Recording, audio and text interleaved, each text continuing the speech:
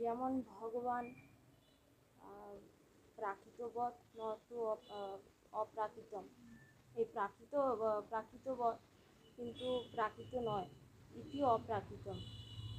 ঠিক যেমন যেই রসেতে যে সেবা করছে তার তার সাথে তার এই ভাবটাও থাকবে যে ভগবান যে তার ভগবত্তাটা সত্তাটা সে স্বীকার করবে, এটার যেমন ব্যালেন্স থাকবে।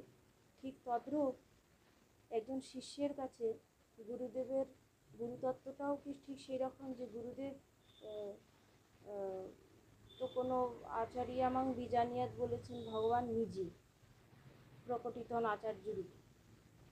তাহলে গুরুদেব যদি শিষ্য এখন কীরকম ভাব নেবে, যে এইটাও কি ওই রকম থাকবে, যে গুরুদেব অসুস্থ লীলাটা কীভাবে দর্শন করবে, যে যদি গুরুদেব মূল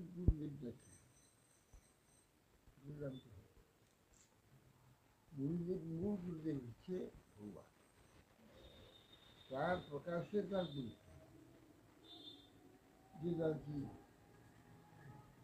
নাকি গুরুর যে আচরণ আদর্শ মেনে চলে না, ভগবানকে সকলের কাছে ধরিয়ে দিতে পারে না, ভগবত তত্ত্ব বলতে পারে না, তাই কি গুরু বলে মেনে নেবে না? তাহলে গুরু বললে মানছ কাকে?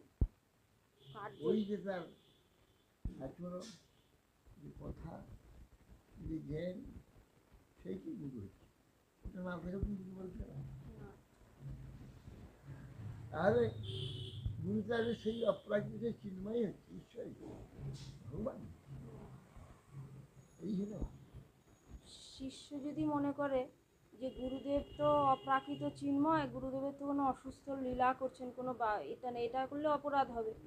আবার যদি গুরুদেব মানে চিন্তা করে যে আমাদের ন্যায় তো অসুস্থ লীলা করেন, গুরুদেব তো মর্ত, তাহলে সেটা নিয়েও অপরাধ হবে। তাহলে দুইটার ব্যালেন্স থাকবে এইখানে, দুইটার ব্যালেন্স করতে হবে। গুরুতত্ত্বে যে গুরু সর্বদা সেই নির্মল ঈশ্বর তত্ত্ব, আর সেই ঈশ্বর তত্ত্ব প্রাকৃতের মধ্যে প্রকটিত হয়েছে। বিগ্রহ যেমন প্রাকৃত, ধরুন কাষ্ঠ প্রস্থ 8 প্রকার মূর্তি, সেটা দেখা যায় প্রাকৃতিক বস্তু। আমরা কি এইসব দেখি? যে সাক্ষাৎ ঈশ্বর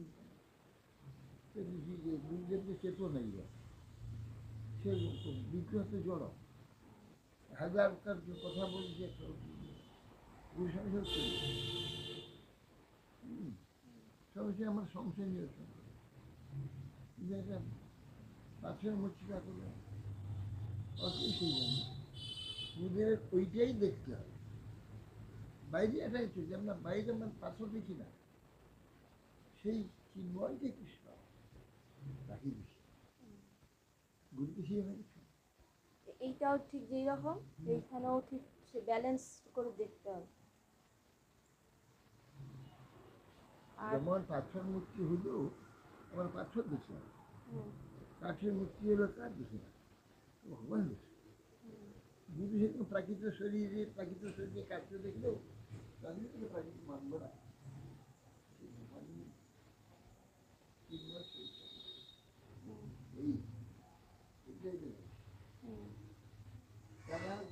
তাহলে অপরাধ দুই জায়গাতেই হবে।